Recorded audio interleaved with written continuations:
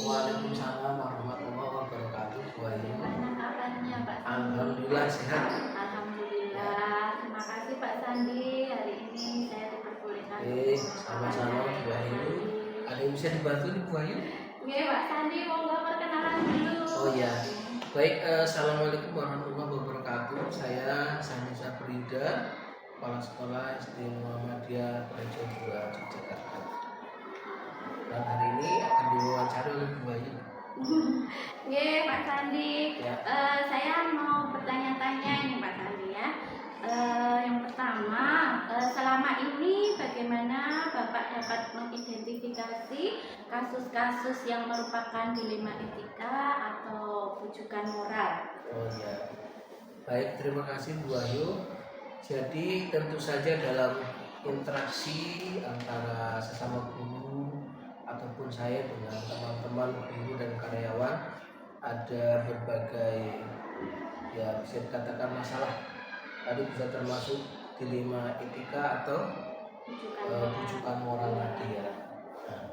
Nah, saya mengidentifikasi tentu saja ada yang terkait dengan dua hal yang menurut saya dua hal yang sama-sama baik. Jadi ada yang misalkan ada pilihan antara ketika seorang guru misalnya izin gitu ya, izin pamit ada keperluan, sementara saat itu kondisi sekolah ada beberapa guru juga yang harus pamit karena tugas. Dan ini kan memerlukan suatu keputusan apakah saya mengizinkan atau tidak.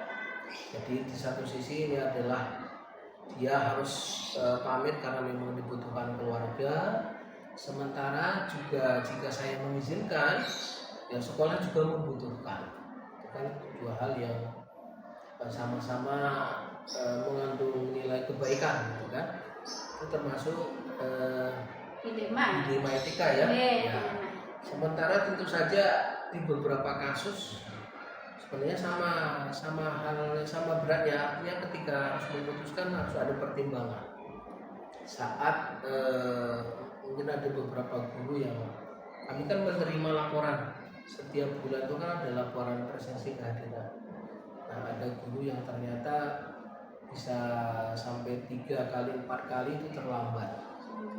Setelah kami konfirmasi ternyata ada masalah atau ada kendala di ya ini tentang manajemen waktu ya, manajemen waktu, bagaimana guru itu tidak bisa mengoptimalkan pembagian waktu sehingga terlambat. Nah ini juga dilema moral ya, artinya memang satu sisi dia melanggar aturan, tetapi di sisi lain memang ada yang harus kami pertimbangkan, tidak semata-mata kemudian menyalahkan guru yang bersangkutan. Baik Pak Sandi, terima kasih. Berarti dilema etika nih Pak maksudnya. Nah selama ini bagaimana Bapak menjalankan pengambilan keputusan di sekolah Bapak, terutama untuk kasus-kasus di mana ada dua kepentingan yang sama-sama benar atau sama-sama mengandung nilai kebajikan? Baik, ya. Tentu saja berat ya Bu Ayu ya, artinya perlu pemikiran yang seksama. Karena kita harus menimbang-nimbang mana yang lebih besar manfaatnya. Ya, seperti tadi kasus tadi misalkan saya punya kasus ada seorang guru yang kebetulan mengajukan resign di tengah-tengah hatinya di semester 2. Sementara memang orang tuanya saat itu sangat membutuhkan, jadi sudah berjanji dengan orang tua, artinya sudah orang tuanya betul-betul menginginkan guru tersebut untuk resign dan kembali ke kampung halamannya.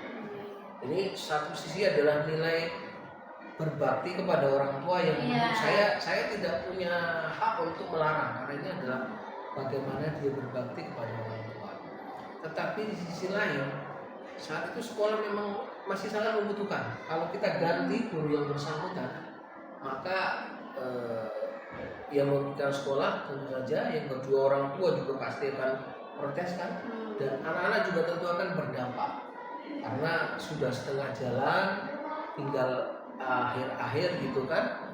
Nah, karena itu saat itu saya mengambil keputusan karena ini harus segera diputuskan, maka saya memberi waktu pada Beliau Sultan untuk kembali menyampaikan kedua orang tuanya untuk minta waktu mungkin ya sampai 2 bulan 3 bulan lagi menyelesaikan tugasnya di sini ya. Walaupun memang sudah ada rencana, ini saya sudah disampaikan bahwa nanti ketika orang tua sudah siap pekerjaan di sana, bahkan mungkin jodohku sudah disiapkan. Jadi sangat luar biasa saya saat itu harus memutuskan, tapi saya pertimbangkan bahwa ini ada yang lebih usia, artinya begini. Saya berharap orang tuanya nanti bisa paham, memberi kesempatan untuk anaknya meneruskan. Tapi kalau ternyata memang tidak bisa, ya sudah. Dan alhamdulillah ternyata orang tuanya bisa paham, ya walaupun sangat berat, yang bersangkutan juga sangat berat karena memang sudah berjanji dan akhirnya melanjutkan. Itu satu hal cerita yang bisa saya contohkan bagaimana saya melakukan dua hal yang sama-sama berat ya, yang sama-sama mengandung nilai kebaikan di situ. Nah itu tadi termasuk ini Pak, langkah-langkah atau prosedur seperti apa yang biasa Bapak lakukan selama ini untuk menangani atau menyelesaikan masalah-masalah yang seperti itu? Yang pertama tentu saja saya harus memahami dulu ya, memahami letak permasalahannya seperti apa. Kemudian setelah memahami, mendalami, menimbang dari dua hal itu tadi mana yang lebih berdampak positif, walaupun keduanya mengandung nilai kebaikannya. Tapi mana yang urgent, atau kalau perlu malah kita mengambil mana yang lebih mengandung kejelekan, artinya mana yang berdampak lebih besar ke sekolah atau ke yang bersangkutan. Setelah mendalami, saya akan konfirmasi lagi. Tentu saja ini kan perlu konfirmasi ya, konfirmasi dengan yang bersangkutan, dengan berbagai pihak yang mungkin terkait dengan itu. Nah, setelah saya mendapatkan masukan, baru saya putuskan mana yang lebih baik. Itu prinsipnya adalah kita harus berani mengambil keputusan, ya apapun itu yang jelas prosedurnya harus sudah dilalui kan seperti itu. Sudah ada prosedur-prosedur. Ya, sudah ada tahap pendalaman, pemahaman, kemudian kita konfirmasi dengan yang bersangkutan, keputusan nantinya. Itu tidak serta-merta. Nah, hal-hal apa saja yang selama ini Bapak anggap efektif dalam pengambilan keputusan pada kasus-kasus yang dihadapi? Ya. Menurut saya yang efektif itu tentu saja yang pertama adalah kita harus memahami duduk permasalahannya, termasuk kita harus memahami karakter. Kalau itu guru ya guru yang bersangkutan, ya. Kalau guru siswa ya siswa yang bersangkutan misalnya. Nah ini karena saya terkait dengan guru atau karyawan, maka harus paham dulu karakter guru yang bersangkutan. Ya, karena bukan berarti tidak percaya, tapi ketika kita paham itu maka kita sudah bisa lebih mengambil satu langkah ke depan bagaimana nanti penanganannya. Kan ada yang memang guru kan ada yang kuat gitu ya. Kalau kuat berarti ya kita ada kesempatan lah untuk dia kemudian survive gitu kan. Tapi kan ada guru juga yang kemudian tidak kuat gitu kan. Ketika ada masalah dia harus segera diselesaikan, segera diambil keputusan, maka ya harus segera. Artinya karena tadi ada faktor ada proses menimbang dulu, maka itu tadi lihat dulu bagaimana kondisi guru yang bersangkutan. Berarti melihat kondisinya ya, nih Pak. Kondisinya yang pasti ya. Dan termasuk juga masalahnya tadi, masalahnya seberat apa kan seperti itu. Iya. Nah selanjutnya ini Pak, hal-hal apa saja yang selama ini merupakan tantangan dari dalam pengambilan keputusan pada kasus-kasus dilema etika ini? Baik. Kalau saya pribadi ini karena saya kan di sini artinya begini, sudah mengenal teman-teman terlebih dahulu. Iya. Jadi sebelum saya diamanai di sini, saya sudah mengenal teman-teman lebih dahulu, termasuk teman-teman juga sudah mengenal saya. Maka tantangannya adalah personal sebenarnya. Ya. Seandainya mungkin kita tidak ada kedekatan personal, maka itu akan lebih mudah diputuskan. Dan ketika saya ada melihat ada guru yang tadi misalnya tidak disiplin waktu misalnya, kebetulan kok gurunya kok di sini kebetulan juga aktif, gitu kan, saya mengenal juga dengan baik, bahkan sudah paham bagaimana keluarganya misalnya, bagaimana kendalanya di rumah. Nah, itu yang menjadi tantangan sebenarnya, bagaimana kita harus mengesampingkan sebenarnya secara ideal ya. Idealnya kan kita mengesampingkan masalah personal ketika sudah terkait masalah kedinasan atau masalah sekolah. Tentu saja ini tidak serta-merta, perlu proses. Bahkan ketika saya memanggil teman-teman guru yang mungkin kurang disiplin atau ada masalah apa, saya perlu proses untuk berpikir dulu, ini kira-kira kalau saya panggil itu kira-kira nantinya akan efektif, artinya bisa diterima yang bersangkutan, masalahnya selesai, atau sebaliknya. Ya. Makanya saya dalami dulu, mungkin saya minta dulu ke bagian teknik untuk menengahi dulu, menyampaikan dulu, baru kemudian saya panggil. Oke, berarti tidak langsung ke KS ya? Ya, betul sekali. Jadi tantangannya adalah personal sebenarnya. Jadi adalah bagaimana kedekatan atau bagaimana kita sudah mengenal personal tadi yang kebetulan melanggar atau kebetulan saya dihadapi dengan dilema tadi, maka harus ada harus ada keberanian, ya, keberanian dan komunikasi untuk supaya bisa keputusan. Selanjutnya Pak Sandi, apakah Bapak memiliki tata cara atau jadwal tertentu untuk menyelesaikan kasus dilema etika ini, atau Bapak langsung menyelesaikannya di tempat itu saat itu juga, dan kemudian bentuk atau prosedurnya seperti apa yang dijalankan? Baik, selama ini sebenarnya belum ada jadwal tertentu ya, tetapi kasus per kasus itu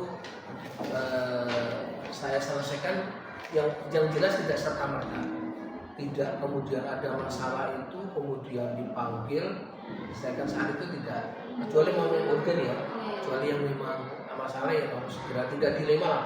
Kalau dilema kan perlu ada pertimbangan, tapi kalau ini jelas-jelas pilihannya, yang jelas tentu saja saya langsung memutuskan. Jadi yang pertama tidak terjadwal, kedua by proses itu tadi yang saya sampaikan pertama tadi, bahwa saya harus mendalami dulu, kemudian kita pertimbangkan dulu.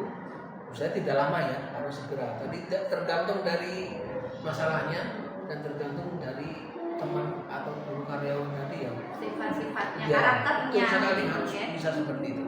Ya. Baik, terima kasih. Selanjutnya Pak Sandi masih ada ini. Ya. Adakah seseorang atau faktor-faktor ya yang selama ini mempermudah atau membantu Bapak dalam pengambilan keputusan dalam kasus dilema etika ini? Baik, kebetulan di sini itu banyak teman yang bisa saya ajak diskusi, termasuk buahnya bisa diajak berdiskusi. Artinya saya tidak mengambil keputusan sendiri. Beberapa teman yang saya anggap bisa dimintai pendapat, tentu saya minta pendapat juga. Ya. Karena tentu saja banyak hal-hal yang mungkin belum saya ketahui, belum saya pahami, dan ada beberapa teman yang bisa jadi sudah paham dan bisa memberi masukan yang tepat. Ya. Jadi itu faktor pendukungnya tadi adalah saya punya teman-teman yang bisa diajak bicara, bisa diajak berdiskusi, bisa dimintai masukan terkait dengan masalah-masalah yang ada. Oke, terima kasih Pak Sandi. Ya. Pertanyaan terakhir ini Pak, masih ada.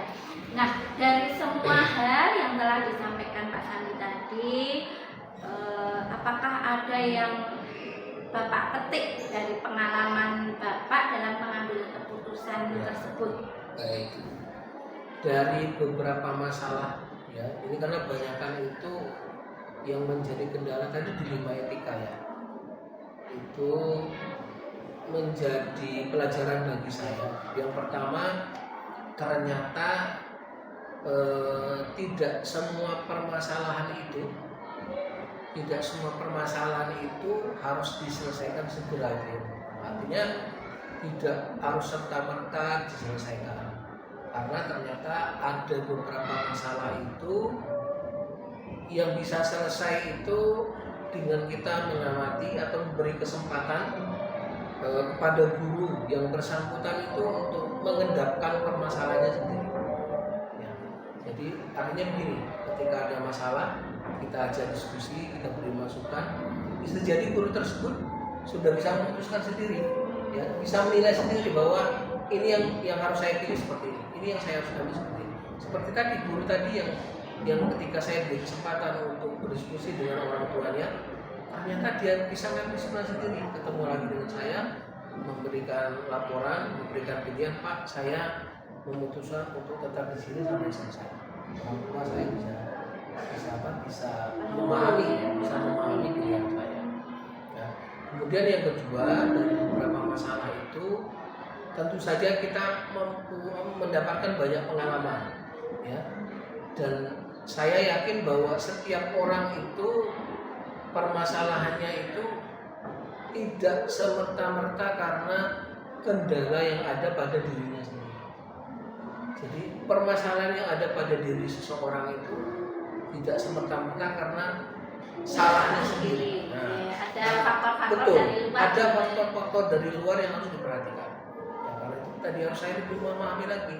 Ya, tidak semerta-merta karena beliau yang bersangkutan. Ada faktor lain yang mempengaruhi dan itu harus menjadi pertimbangan. Ya. Dan yang ketiga, dari permasalahan-permasalahan yang ada, saya yakin bahwa kita tidak boleh menjudge ketika orang tersebut ada masalah ataupun dihadapi pada satu dilema bahwa ternyata yang bersangkutan itu yang tidak kredibel, yang bersangkutan itu banyak dosa atau misalnya ya seperti itu ya, sehingga tidak, ternyata itu ya kita tinggal menunggu giliran. Artinya bagaimana kita empati dengan orang tersebut sehingga setidaknya kalaupun kita tidak bisa membantu, kita jangan ikut menyalahkan. Jadi ini yang dapat pelajaran dari saya pribadi, dan sehingga setiap mengambil keputusan itu kita harus mempertimbangkan banyak hal. Bukan berarti pelin-pelan ya, tapi memang harus dipertimbangkan betul, didalami betul.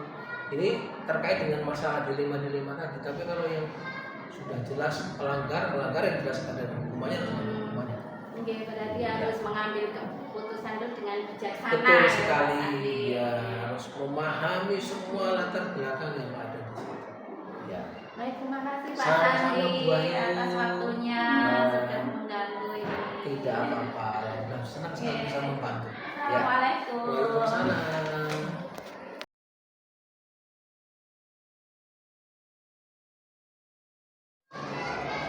Assalamualaikum Bu Indun. Waalaikumsalam Bu Ayu. Gimana kabarnya? Sehat? Alhamdulillah sehat. Terima kasih Bu Indun sudah memperbolehkan untuk diwawancarai. Baik Bu Indun, monggo memperkenalkan diri dulu. Oh ya, baik, terima kasih atas kesempatannya Bu Wahyu. Mohon izin perkenalkan, nama saya Hindia Fahodija. Saya Kepala Sekolah SD Muhammadiyah Pelincong 1. Tentunya pada kesempatan ini sangat support dan berbangga Bu Wahyu sebagai calon guru penggerak, begitu sih. Ini semoga nanti lancar, dan ini sebuah pengembangan diri yang tentunya harus kita support. Nah, pada kesempatan ini sudah janjian kita mau sharing-sharing ya terkait dengan dilema etika dan rujukan moral. Begitu ya, terus ya ya. Oke. Kira-kira yang bisa saya bantu apa? Bu Indun, saya boleh tanya-tanya nggih? Selama ini bagaimana Ibu dapat mengidentifikasi kasus-kasus yang merupakan dilema etika atau rujukan moral? Baik. Tentunya ketika saya diamanai ibarat kapal saya nahkoda untuk berlayar begitu ya. Tentunya dalam perjalanan itu timbul permasalahan, itu adalah hal yang pasti ada begitu ya. Nah, terkait dengan mengidentifikasi ini ada dilema etika dan rujukan moral. Nah, ini tentunya sering saya menjumpai begitu ya. Terkait dengan misalkan ada suatu permasalahan gitu ya. Sebagai contoh, gitu, kita di sekolah kan tentu saja punya aturannya. Ada tatib, ada etika guru dan sebagainya. Namun ada suatu saat, suatu kondisi yang memungkinkan guru tersebut itu terpaksa ya keluar dari aturan itu. Nah, ini sebagai contoh misalkan kita sudah sepakat bahwa guru itu jam 6.30 sudah di kelas gitu ya. Sudah tidak boleh terlambat jam berapa kita sudah sepakat ada. Namun suatu saat ada suatu kondisi gitu ya, guru kami ini berkeluarga dan punya anak kecil yang pada suatu saat ini kan kebetulan di rumah itu nggak ada asisten rumah tangga. Jadi anak itu dibutuhkan di kelompok bermain. Suatu saat di kelompok bermain itu jam masuknya itu agak siang. Nah, ini tentunya membuat guru kami itu datangnya terlambat. Karena ya harus ini anak pegang anak dulu karena belum buka kelompok bermainnya begitu ya. Nah, ini di satu sisi tentu prihatin begitu nih. Prihatin karena di satu sisi diharapkan guru tersebut di sekolah gitu ya. Di satu sisi anak saya harus bagaimana, dan ini sama-sama baik gitu ya. Kan tidak bisa langsung ini atau dibawa di sekolah aja belum tentu anaknya kerasan begitu ya. Dan tentunya bagi guru kalau dibawa ke sekolah akan terlalu repot. Nah, ini makanya izin begitu ya. Kemudian kami berdialog ketika guru tersebut menyampaikan izin ke kami, mohon untuk beberapa saat tidak bisa datang tepat waktu atau dengan kata lain terlambat karena yaitu tadi ngurus anak dulu, nanti begitu kelompok bermainnya buka ya baru dititipkan. Nah, ini yang sebuah kasus begitu ya. Tentunya kami tidak semerta-merta begitu ya. Ya ini enggak, tentunya kami diskusi dulu, musyawarah, cari jalan yang terbaik. Baik, Bu Indun, terima kasih atas jawabannya. Nah, selama ini bagaimana Ibu menjalankan pengambilan keputusan di sekolah, terutama untuk kasus-kasus di mana ada dua kepentingan yang sama-sama benar atau sama-sama mengandung nilai kebajikan. Oke, ya baik, terima kasih. Nah, dengan adanya diskusi tadi, diskusi atau musyawarah dengan guru yang bersangkutan tadi, tentu kan kita jadi tahu kendalanya apa, kesulitannya apa, begitu. Nah, pada saat kami musyawarah, nah teridentifikasilah. Nah, kedua-duanya istri guru tersebut juga ngajar. Jadi biar tidak terlambat semuanya, ini maka dibagi hari-hari tertentu yang istrinya bisa ngurusi dulu ya istrinya. Jadi guru ini tidak terus terlambat terus setiap hari. Tapi ada waktu-waktu tertentu yang memang dia harus datang tepat waktu atau gantian dengan istrinya. Gitu. Nah, ini akhirnya kan ada kesepakatan. Oke. Baik, kalau langkah-langkah atau prosedur seperti apa yang biasa Ibu lakukan selama ini, jadi untuk menangani masalah-masalah yang seperti itu? Oke ya. Tentu ketika ada permasalahan kita identifikasi dulu. Ini diidentifikasi, kemudian setelah itu barulah kita musyawarah atau diskusi mencari solusi yang terbaik. Seperti tadi yang saya ceritakan, dengan mengidentifikasi, oh ini ada permasalahan ini, kemudian kita diskusi, ternyata ada kesulitan di sini, ada kendala di sini, kemudian kita tawarkan beberapa alternatif yang sekiranya baik, ya tidak menguntungkan, tidak merugikan sana banget, sekolah juga tidak dirugikan banget, begitu ya. Jadi masing-masing masing-masing itu saling menguntungkan, dalam artian kita cari resiko yang terkecil. Termasuk ketika tadi ada win-win solution ya, hari-hari tertentu istrinya, hari-hari tertentu dia, begitu kan, jadi tidak terlambat terus semuanya. Tapi ini bagian dari effort keluarga bagaimana berikhtiar ya tetap profesional dalam melaksanakan tugasnya. Baik, terima kasih Bu Indun. Berarti tetap harus profesional ya. Hal-hal apa saja yang selama ini Ibu anggap efektif dalam pengambilan keputusan pada kasus-kasus yang dihadapi seperti ini? Ya, yang pertama, ketika kita sudah punya kesepakatan atau mungkin tata tertib atau aturan sekolah, ya itulah yang kesepakatan itu yang kita junjung tinggi. Nah, kalaupun ada permasalahan kok keluar dari itu kan di sana sudah ada reward, ada sanksi. Cuman memang ada hal-hal yang itu tadi dilema. Nah, itu maka kita harus diskusi, kita musyawarah, cari alternatif solusi yang terbaik. Berarti tetap harus secara kekeluargaan ya, Bu, secara tidak kekeluargaan. kok yang benar pokoknya harus gini Ya, harus dicari solusinya secara kekeluargaan. Baik, hal-hal apa saja yang selama ini merupakan tantangan bagi Ibu dalam pengambilan keputusan pada kasus-kasus dilema etika ini? Oke, terkait dengan dilema etika ini, apa tadi? Terkait dengan tantangannya adalah ya kita tidak boleh bukan associate, tapi bagaimana memandang bahwa satu yang namanya aturan itu berlaku untuk semuanya. Jadi jangan sampai ada kata wah ini anak mas salah didiamkan saja begitu. Jangan sampai seperti itu. Tetap kembali lagi ke aturan yang ada.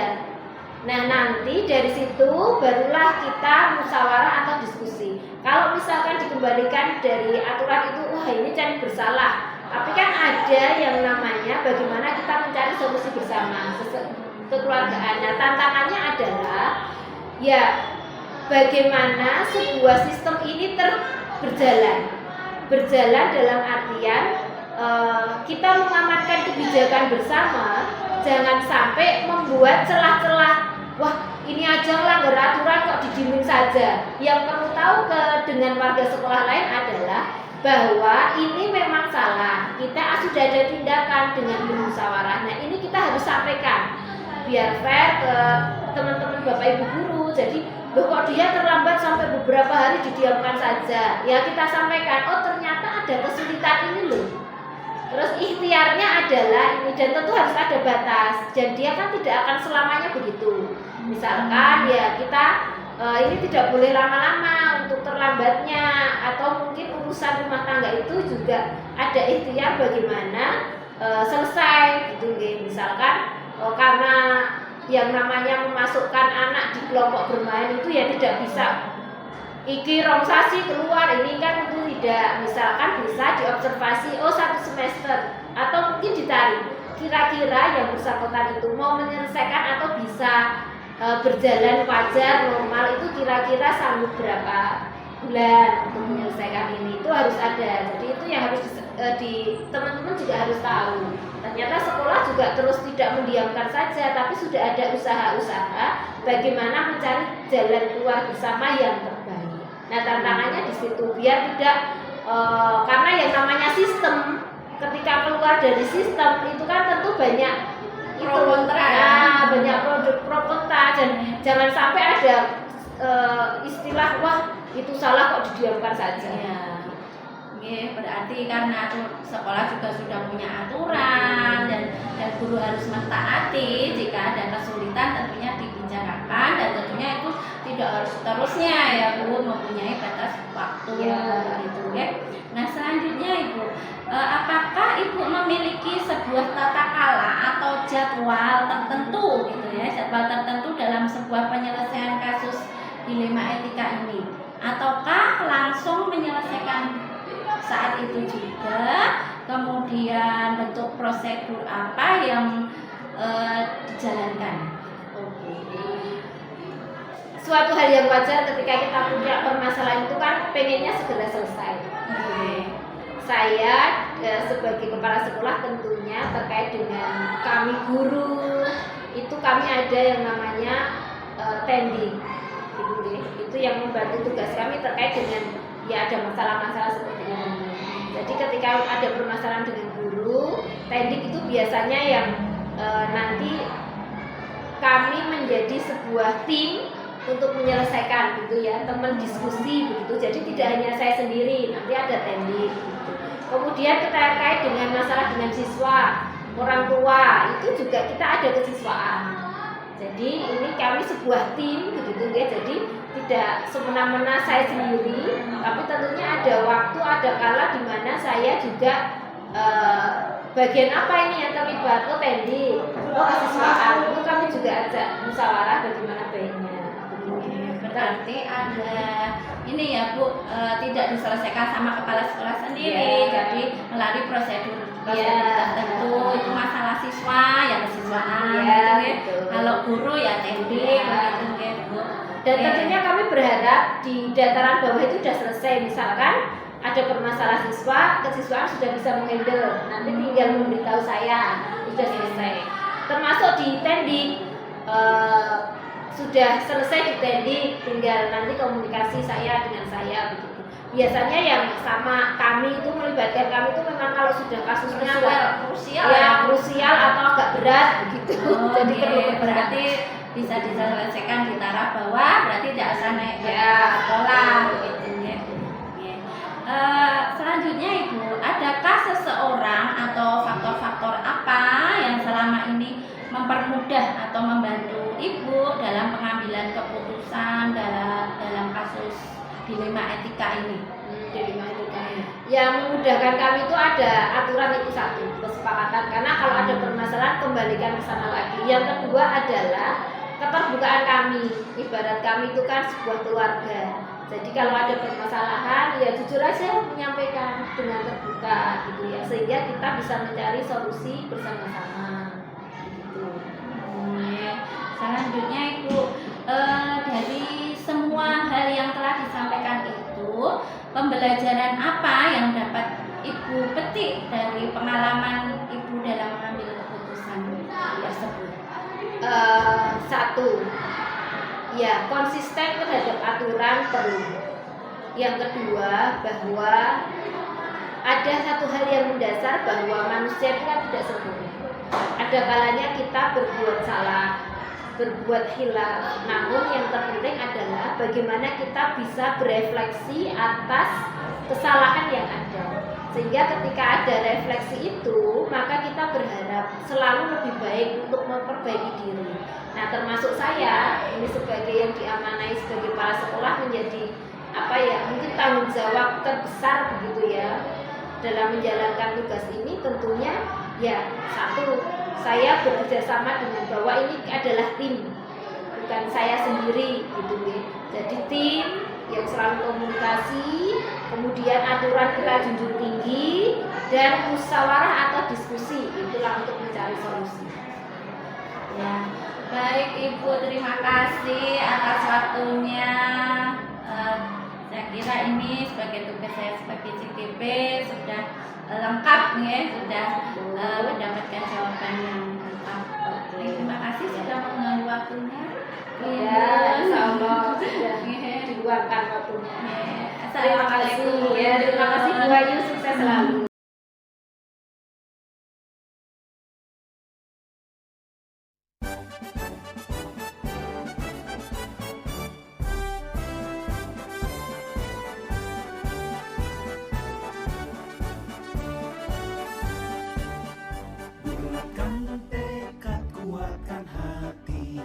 Negeri ini memanggilmu kawan, belajar bergerak berbagi untuk negeri, guru penggerak majukan pendidikan, guru penggerak menghamba pada murid, kreatif rancang pembelajaran, hargai potensi tingkatkan prestasi, lahirkan profil pelajar Pancasila.